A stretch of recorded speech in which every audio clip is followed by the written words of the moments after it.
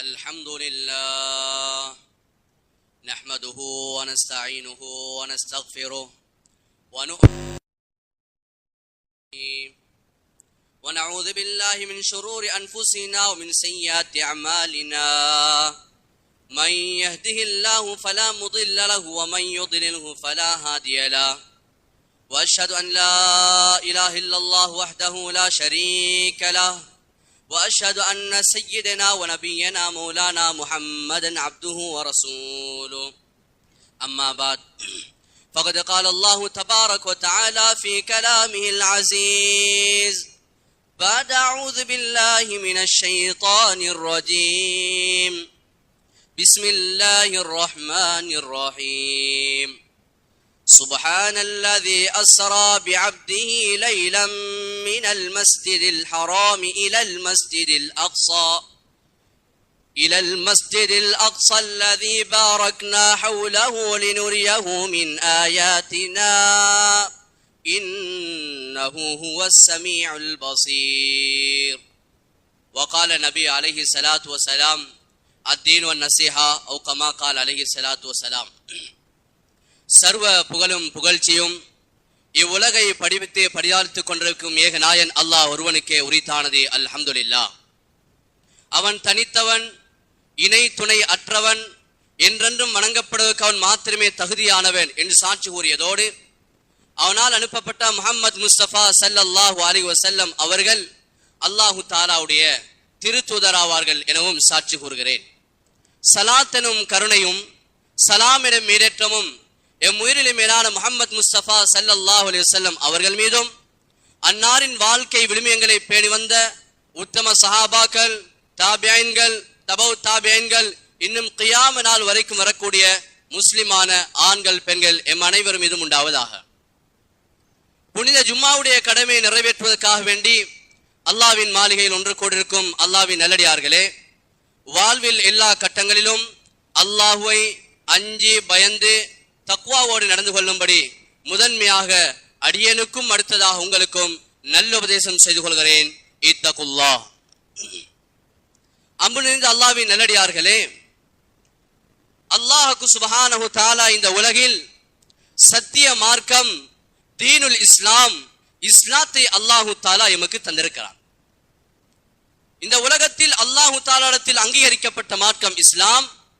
அந்த மார்க்கம் ஒரு மனிதனுடைய வாழ்க்கையில் லா இலாஹ இல்லல்லாஹ் முஹம்மதுர் ரசூலுல்லாஹ் என்ற வார்த்தையின் மூலம் ஆரம்பிக்கப்படுகிறது.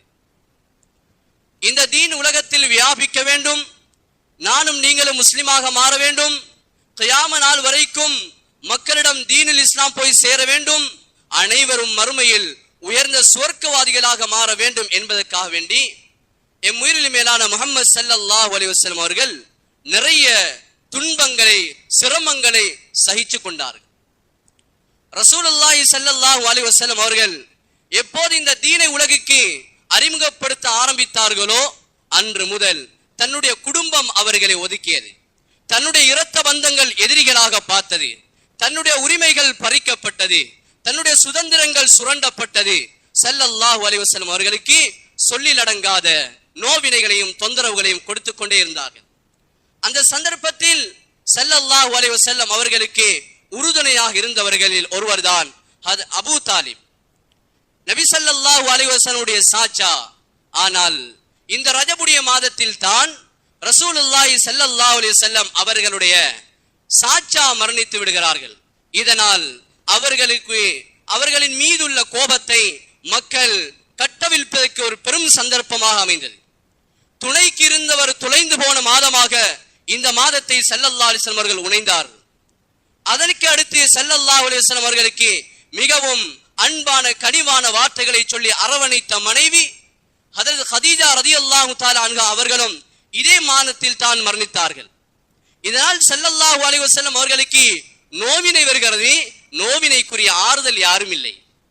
நபி ஸல்லல்லாஹு அலைஹி வஸல்லம் அவர்களுக்கு நோவினை கொடுக்கப்படுகிறது, நோவினையில் இருந்து ஆறுதல் கூறுவதற்கு மனைவி கிடையாது. தன்னை அரவணைத்து வாழ்ந்து வந்த தன்னுடைய தகப்பனின் சகோதரனும் மரணித்து விட்டார். இதனால் ஸல்லல்லாஹு அலைஹி வஸல்லம் அவர்கள் கவலையில் களைத்து போய்விட்டார்கள். அல்லாஹு தஆலா அன்பு நபி ஸல்லல்லாஹு அலைஹி வஸல்லம் அவர்களை சந்தோஷப்படுத்துவதற்காக வேண்டி விண்ணுலக பயணத்தை அல்லாஹு தஆலா அவர்களுக்கு அழைப்பு விடுக்கிறார். மேலான சகோதரர்களே, புனித ரஜபுடைய மாதம் பிறை 27 ஸல்லல்லாஹு அலைஹி வஸல்லம் அவர்கள் ஹதரத் உம்மு ஹானி ரலியல்லாஹு தஆலா அன்ஹா அவருடைய வீட்டில் உறங்கிக் கொண்டிருக்கிறார்கள் மக்காவிலே. அல்லாஹ் சுப்ஹானஹு வ தஆலா ஹதரத் ஜிப்ரீல் அலைஹிஸ்ஸலாம் அவர்களை அனுப்பினான். ஸல்லல்லாஹு அலைஹி வஸல்லம் கூறினார்கள், நான் அந்த வீட்டில் உறங்கிக் கொண்டிருந்தேன். எங்களுடைய வீட்டினுடைய முகட்டை பிளந்து கொண்டு ஹதரத் ஜிப்ரீல் அலைஹிஸ்ஸலாம் வந்தார். வந்து அவருடைய கையில் தங்க தட்டொண்டு இருந்தது. அதிலே ஜம்சம் நீர் இருந்தது. ஹிக்மத் என்ற ஞானம் இருந்தது. ஈமான் என்ற பெரும் பொக்கிஷம் இருந்தது. ஜிப்ரீல் அலைஹிஸ்ஸலாத்து வஸ்ஸலாம் அவர்கள் என்னுடைய நெஞ்சை பிளந்து என்னுடைய இதயத்தை அந்த ஜம்சம் நீரினால் கழுவி விட்டு அந்த இதயத்திலே ஈமானிய உணர்வும் ஹிக்மத் என்ற பெரும் ஞானமும் ஊட்டப்பட்டு மறுபடியும் என்னுடைய உடம்பை தைத்து விட்டார்கள். அதுக்கு பின்னால் ஜிப்ரீல் அலைஹிஸ்ஸலாத்து வஸ்ஸலாம் புராக்குடைய வாகனத்தை கொண்டு வந்தார்கள். இதிலே நாங்கள் அல்லாஹ் உங்களை அழைத்திருக்கிறான் வாருங்கள் என்று. புராக்குடைய வாகனத்தில் ஸல்லல்லாஹு அலைஹி வஸல்லம் அவர்கள் ஏறி அமர்வதற்கு முயற்சிக்கிறார்கள். ஆனால் அந்த புராக் என்ற வாகனம் சற்று அசைந்து தடுமாற ஆரம்பிக்கிறது. ஜிப்ரீல் அலைஹிஸ்ஸலாம் அந்த புராக் வாகனத்தை பார்த்து கேட்டார்கள், கைருல் ஹல்க், அல்லாஹ்வுக்கு விருப்பமான ஒரு மனிதன் மீது ஏறும் போது நீ பதறுகிறாயா? நீ நிலை குழம்பி போகிறாயா? உலகத்தில் அல்லாஹ்வுக்கு விருப்பமான நபிமார்களுக்கெல்லாம் தலைவரான முஹம்மது முஸ்தபா ஸல்லல்லாஹு அலைஹி வஸல்லம் அவர்கள் ஏறியிருக்கிறார்கள் என்று சொன்னதும் அவருடைய ஆட்டங்கள் அப்படியே அடங்கிவிட்டது. ஜிப்ரீல் அலைஹிஸ்ஸலாம் அவர்களும் ஹஜரத் ரசூலுல்லாஹி ஸல்லல்லாஹு அலைஹி வஸல்லம் அவர்களும் புராக்குடைய வாகனத்தில் பயணத்தை ஆரம்பிக்கிறார்கள். மக்காவில் இருந்து மஸ்ஜிதுல் அக்ஸாவை நோக்கி. மக்காவில் இருந்து மஸ்ஜிதுல் அக்ஸாவுக்கு புராக்குடைய வாகனத்தில் பயணிக்கிறார்கள். அல்லாஹு தஆலா மிகப்பெரிய ஆச்சரியத்தையும் அற்புதத்தையும் இந்த அளப்பரிய பயணத்திலே அல்லாஹு தஆலா வெளிக்காட்டினார். மக்காவில் இருந்து பலஸ்தீனுக்கு போவதாக இருந்தால் ஒரு மனிதன் சுமாராக 42 நாட்கள் பயணம் செய்ய வேண்டும். ஆனால் ஸல்லல்லாஹு அலைஹி வஸல்லம் அவர்கள் மக்காவிலிருந்து மஸ்ஜிதுல் அக்ஸாவுக்கு ஒரு சில பொழுதுகளிலே போய்விட்டார்கள். அங்கே மஸ்ஜிதுல் அக்ஸாவில் ஸல்லல்லாஹு அலைஹி வஸல்லம் அவர்களை வரவேற்பதற்காக வேண்டி முழு உலகத்திற்கும் வந்த அத்துணை நபிமார்களும் ஆஜராகி இருந்தார்கள். ஸல்லல்லாஹு அலைஹி வஸல்லம் அவர்கள் தன்னுடைய புராக் வாகனத்தை அந்த இடத்தில் கட்டிவிட்டு அந்த நபிமார்களுக்கு தொழுகை நடாத்தினார்கள். அதற்கு பின்னால் ஸல்லல்லாஹு அலைஹி வஸல்லம் அவர்களை அல்லாஹ் தஆலா மிஅராஜுக்காக வேண்டி அழைத்தான். வானுலக பயணம் 7 வானத்துக்கு அப்பாலும் அல்லாஹ் தஆலா தன்னுடைய தூதர் ஸல்லல்லாஹு அலைஹி வஸல்லம் அவர்களை அழைத்துக் கொண்ட தருணம் அது. ஜிப்ரீல் அலைஹிஸ்ஸலாத்து வஸ்ஸலாம் அவர்களோடு ஸல்லல்லாஹு அலைஹி வஸல்லம் அவர்கள் விண்ணுலக பயணத்தை ஆரம்பிக்கிறார்கள். 7 வானத்தையும் கடந்து செல்கிறார்கள். முதலாவது வானத்தில் ஹஜரத் ஆதம் அலைஹிஸ்ஸலாம், இரண்டாவது வானத்தில் ஹஜரத் ஈசா யஹ்யா அலைஹிஸ்ஸலாம், மூன்றாவது வானத்தில் ஹஜரத் யூசுப் அலைஹிஸ்ஸலாம், நான்காவது வானத்தில் ஹஜரத் இத்ரீஸ் அலைஹிஸ்ஸலாம், ஐந்தாவது வானத்தில் ஹஜரத் ஹாரூன் அலைஹிஸ்ஸலாம், ஆறாவது வானத்தில் ஹஜரத் மூசா அலைஹிஸ்ஸலாம், ஏழாவது வானத்தில் ஹஜரத் இப்ராஹிம் அலைஹிஸ்ஸலாத்து வஸ்ஸலாம் ஆகிய 8 பேர்களையும் சந்தித்தார்கள். 7 வானத்தில் 8 நபிமார்களை ஸல்லல்லாஹு அலைஹி வஸல்லம் அவர்கள் சந்தித்தார்கள். ஒவ்வொரு வானத்தைக்கும் போய் சந்திக்கும் போது அத்துணை நபிமார்களும் மிக மலர்ந்த முகத்தோடு ஸல்லல்லாஹு அலைஹி வஸல்லம் அவர்களை வரவேற்றார்கள். மேலான அல்லாஹ்வின் நல்லடியார்களே, முதலாவது வானத்தில் கண்டவர் ஹஜரத் ஆதம் அலைஹிஸ்ஸலாத்து வஸ்ஸலாம். ஸல்லல்லாஹு அலைஹி வஸல்லம் சென்று கதவை தட்டுகிறார்கள். மன்பில் பாப், மலக்கு கேட்கிறார், யார் வந்திருப்பது? ஜிப்ரீல் அலைஹிஸ்ஸலாம் சொன்னார்கள், நான் ஜிப்ரீல் வந்திருக்கிறேன். ஒமன் மாக், உன்னோடு யார் வந்திருப்பது? ஜிப்ரீல் அலைஹிஸ்ஸலாம் சொன்னார்கள், முஹம்மது முஸ்தபா ஸல்லல்லாஹு அலைஹி வஸல்லம் வந்திருக்கிறார்கள். ஹல் உர்சில இலைஹிமா, நீங்கள் இந்த இடத்தில் வருவதற்கு அல்லாஹ்வுடைய உத்தரவு பெற்றிருக்கிறீர்களா? அல்லாஹ் தான் நீங்களை அனுப்பி வைத்தார். கதவு திறக்கப்பட்டது. அந்த இடத்தில் ஸல்லல்லாஹு அலைஹி வஸல்லம் அவர்கள் ஹஜரத் ஆதம் அலைஹிஸ்ஸலாம் அவர்களை கண்டார்கள். ஆதம் அலைஹிஸ்ஸலாம் அவர்களுடைய வலப்புறத்தில் ஒரு பெரும் கூட்டமும் இடப்புறத்தில் பெரும் ஒரு கூட்டமும் இருந்தார்கள். அது ஆதம் அலைஹிஸ்ஸலாம் வலது திசையில் பார்க்கும்போது சிரிக்கிறார்கள், இடது திசையில் பார்க்கும்போது அழுகிறார்கள். ஜிப்ரீல் அலைஹிஸ்ஸலாம் அவர்களிடம் ஸல்லல்லாஹு அலைஹி வஸல்லம் கேட்டார்கள், இவர் அது ஆதம் அலைஹிஸ்ஸலாம் வலது திசையில் பார்க்கும்போது சிரிக்கிறார், இடது திசையில் பார்க்கும்போது அழுகிறார், என்ன விஷயம்? சொன்னார்கள் ஜிப்ரீல் அலைஹிஸ்ஸலாம், வலது புறத்தில் இருப்பவர்கள் சுவனவாசிகள், இடது புறத்தில் இருப்பவர்கள் நரகவாதிகள் என்று சொன்னார்கள். மேலான சகோதரர்களே, அந்த நரகத்தினுடைய அகோரங்கள் ஸல்லல்லாஹு அலைஹி வஸல்லம் அவர்களுக்கு காட்டப்பட்டது. அந்த நரகத்தினுடைய வேதனைகளில் சில பகுதி ஸல்லல்லாஹு அலைஹி வஸல்லம் அவர்களுக்கு காட்டப்பட்டது. சொன்னார்கள் ஸல்லல்லாஹு அலைஹி வஸல்லம், அந்த இடத்திலே சில மனிதர்களை கண்டேன், அவர்களை படுக்க வைத்து அவர்களின் மூலம் அவர்களின் மீது பெரிய பாறங்கற்கள் தலையில் அடித்து நொறுக்கப்பட்டது. ஜிப்ரீல் அலைஹிஸ்ஸலாம் அவரிடம் ஸல்லல்லாஹு அலைஹி வஸல்லம் கேட்டார்கள், யா அகீ மன் ஹாவுலா, இவர்கள் யார்? சொன்னார்கள் ஜிப்ரீல் அலைஹிஸ்ஸலாத்து வஸலாம், இவர்கள் யார் தெரியுமா? மண்டைகள் நொறுக்கப்படுகிறது, தலைகள் சிதைக்கப்படுகிறது. இவர்கள் யார் தெரியுமா? உலகத்தில் அல்லாஹ்வுடைய தொழுகையை பாழாக்கியவர்கள், அல்லாஹ்வினுடைய நியாமத்துகள், உடல் ஆரோக்கியம், செல்வம், பதவி எல்லாத்தையும் அல்லாஹ் வணங்கி இருந்தான், ஆயுளை கொடுத்திருந்தான், அல்லாஹ்வுடைய தொழுகையை பாழாக்கினான். அதனால் அல்லாஹு தஆலா இவர்கள் இவ்வாறு அஸாப் செய்கிறான். மேலான சகோதரர்களே, முழு உடம்பும் இருக்க ஏன் அந்த தலை அப்படி தண்டனைக்குள்ளானது? இமாம்கள் தெளிவுபடுத்துகிறார்கள், மனிதன் இந்த தலைக்குள்ளால் இருக்கக்கூடிய மூளையின் மூலமாக தொழுகையை விட வியாபாரம் பெரிதென்று நினைத்தான், தொழுகையை விட பதவி பெரிதென்று நினைத்தான், தொழுகையை விட உலகத்தினுடைய ஏதேதோ உயர்வுகளை மதித்தான். எந்த மூளையினால் அவன் சிந்தித்தானோ அதே மூளைக்கு அல்லாஹ் தஆலா கொடுத்த தண்டனை. இரண்டாவது சாராரை ஸல்லல்லாஹு அலைஹி வஸல்லம் கண்டார்கள், அவர்களுடைய நகங்களினால் முழு உடம்பையும் கீறி கிழித்துக் கொண்டிருந்தார்கள். ஸல்லல்லாஹு அலைஹி வஸல்லம் கேட்டார்கள், மன் ஹாவுலா யா அஹ், இவர்கள் யார்? ஜிப்ரீல் அலைஹிஸ்ஸலாம் சொன்னார்கள், இவர்கள் யார் தெரியுமா? இவர்கள் யார் தெரியுமா? உலகத்தில் மற்றவனுடைய மானத்தில் கையடித்தவர்கள், மற்றவனுடைய மானத்தில் கையாடல் செய்தவர்கள், அவனுடைய குறையை பேசி திருந்தவர்கள், அவனுடைய மானத்தில் கலங்கத்தை உண்டு பண்ணியவர்கள். மேலான சகோதரர்களே, தன்னுடைய நகத்தினால் உடம்பினுடைய பாகங்கள், எலும்புகள் தெரியும் அளவுக்கு அந்த நகத்தினால் கிழித்துக் கொண்டிருப்பார்கள். மூன்றாவது சாராரை ஸல்லல்லாஹு அலைஹி வஸல்லம் கண்டார்கள், அவர்கள் அந்த நரகத்திலே இரத்த ஆற்றில் நீந்தி கொண்டிருந்தார்கள், உயிருக்காக போராடி கொண்டிருந்தார்கள். நீந்தி அவர்களால் முடியாது.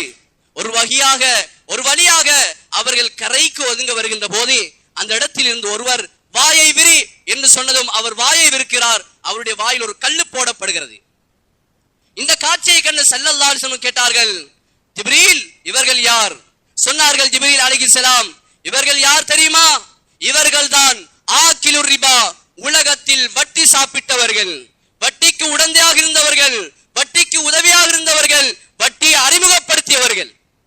மேலான சகோதரர்களே, நரகவாதிகளுக்கு இவ்வளவு பெரிய தண்டனை.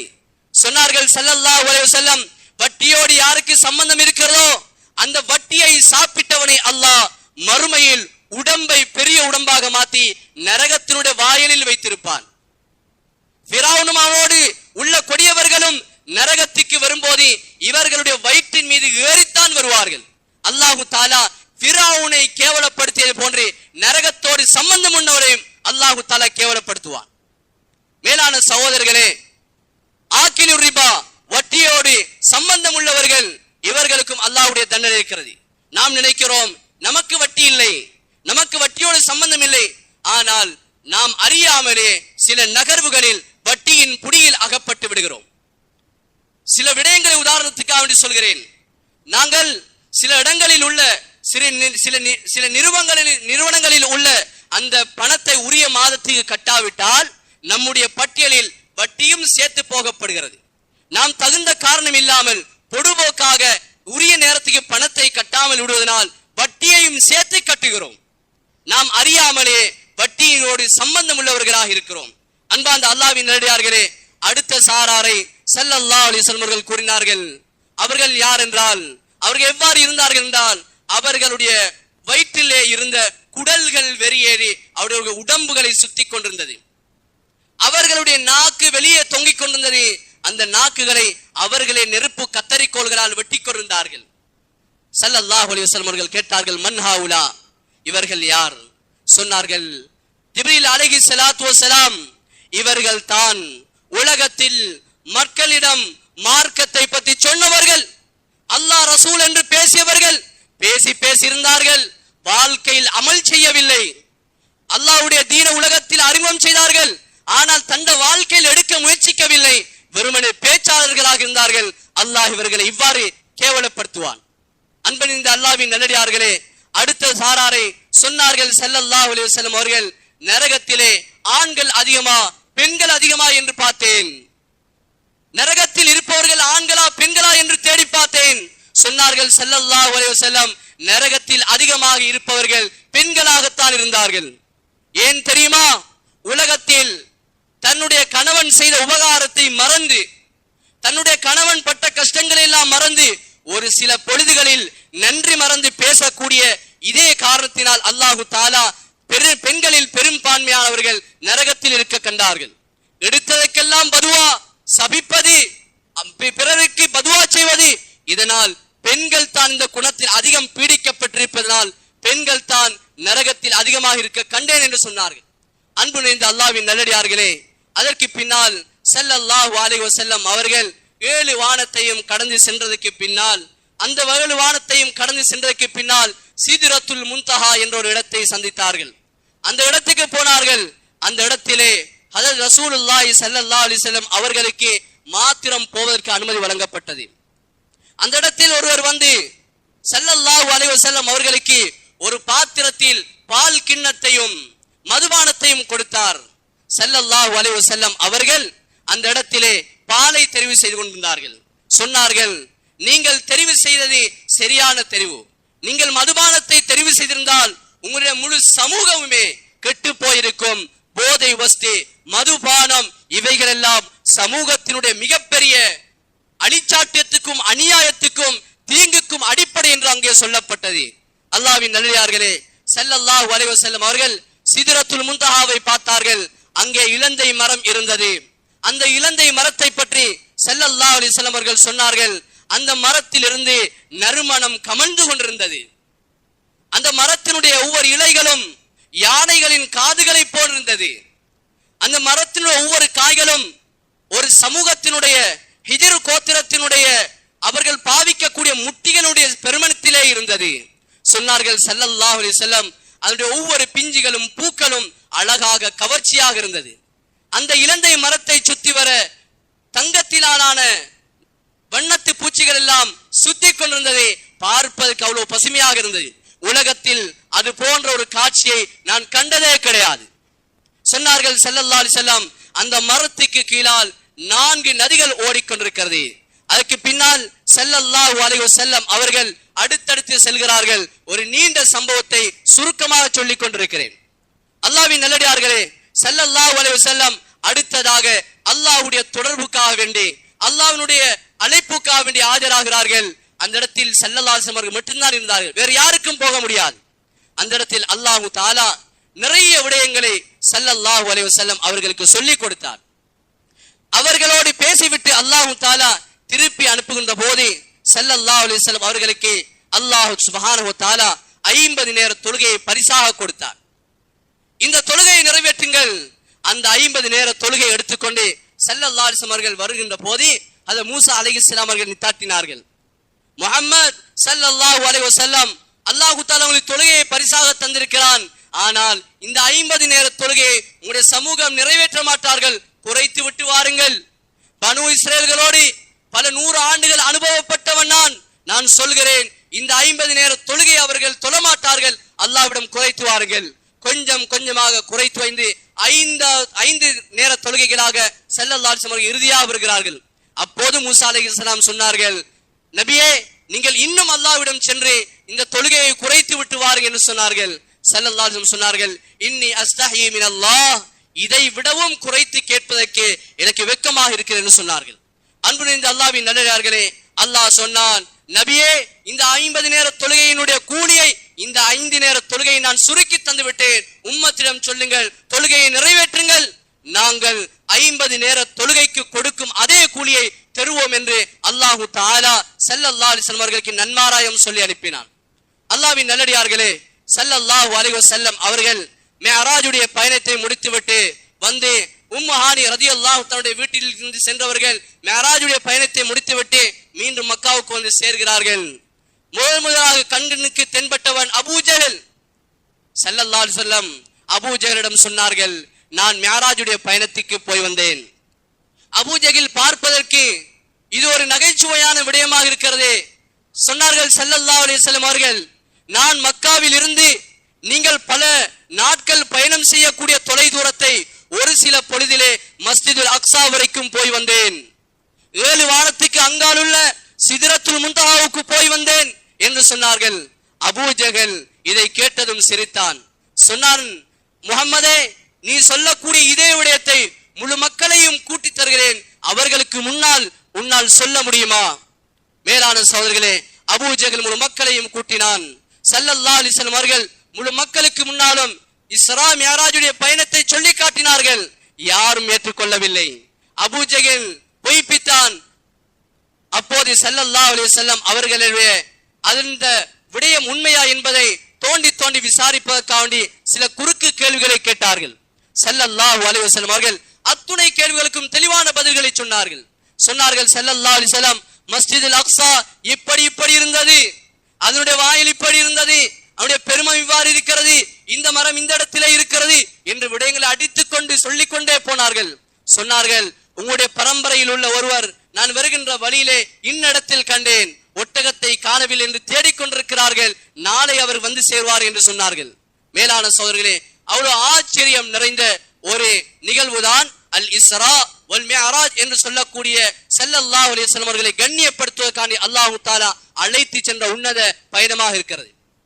அன்பின் அல்லாஹ்வின் நல்லடியார்களே, இந்த நிகழ்வில் இருந்து நாம் படிக்க வேண்டிய பாடம், ஸல்லல்லாஹு அலைஹி வஸல்லம் அவர்கள் கவலையில் இருந்த போது அல்லாஹ் தஆலா பரிசாக கொடுத்தது இன்னொரு மனைவியை அல்ல.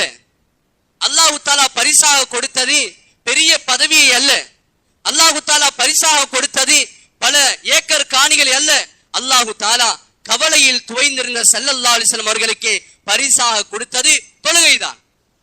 ஒரு மனிதனுக்கு கவலையா, கஷ்டமா, நெருக்கடியா, அவ்வனைத்திலேயும் நாங்கள் தொழுகையின் மூலமாக அல்லாஹ்வை நெருங்க வேண்டும், அல்லாஹ்வுடைய உதவியை நாங்கள் பெற வேண்டும்.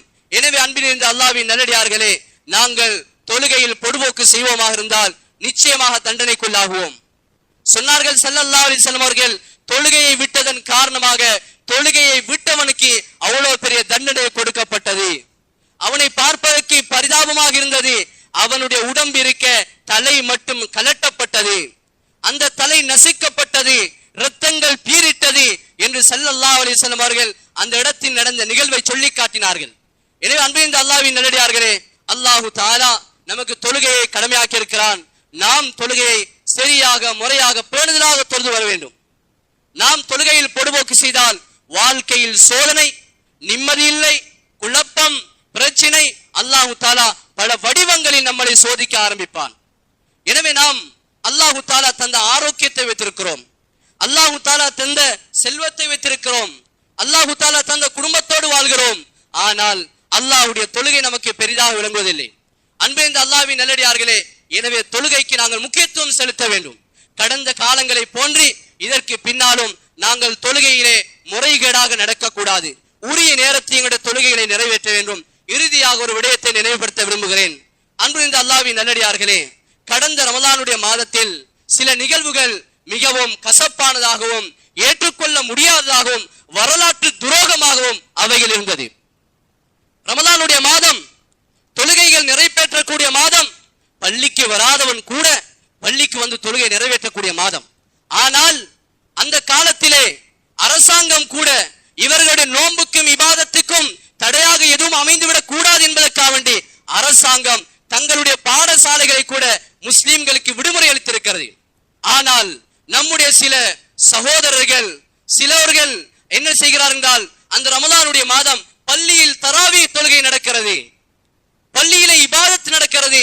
ஆனால் ஆங்காங்கே சில பகுதி நேர வகுப்புகளை வைத்து நடாத்தி கொண்டிருந்தார்கள். இவைகளை பற்றி சொன்ன போதும் அவைகளை ஏற்றுக்கொள்வதற்கு பலரும் முரண்பட்டார்கள்.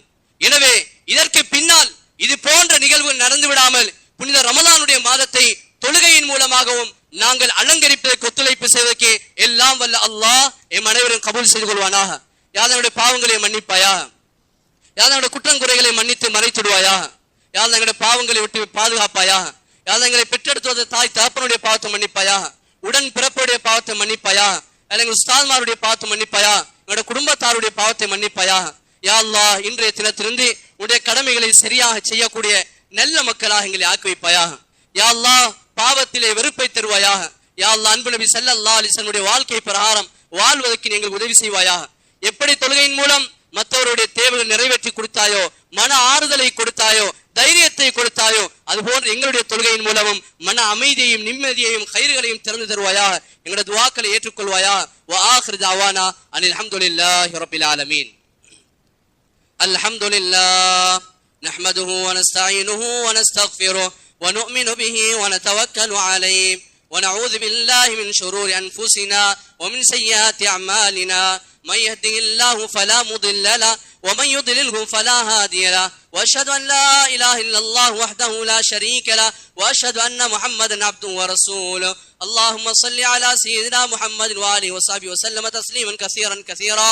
ارسله بالحق بشيرا ونذيرا بين يدي الساعه. ومن يطع الله ورسوله فقد رشد ومن يعص الله ورسوله فانه لا يضر الا نفسه ولا يضر الله شيئا. اما بعد فإني أوصيكم ونفسي أولا بتقوى الله وأحذركم يوما عبوسا قمطريرا. قال الله تبارك وتعالى بعد أعوذ بالله من الشيطان الرجيم. بسم الله الرحمن الرحيم. ومن يتق الله يجعل له مخرجا ويرزقه من حيث لا يحتسب ومن يتوكل على الله فهو حسبه إن الله بالغ أمره قد جعل الله لكل شيء قدرا. وقال النبي صلى الله عليه وسلم اتق الله حيثما كنت واتبع السيئة الحسنة تمحها وخالق الناس بخلق حسن أو كما قال عليه الصلاة والسلام. بارك الله لنا ولكم بالقرآن العظيم ونفعنا وإياكم بالآيات والذكر الحكيم. أقول قولي هذا أستغفر الله لي ولكم ولسائر المسلمين من كل ذنب فاستغفروه إنه هو الغفور الرحيم.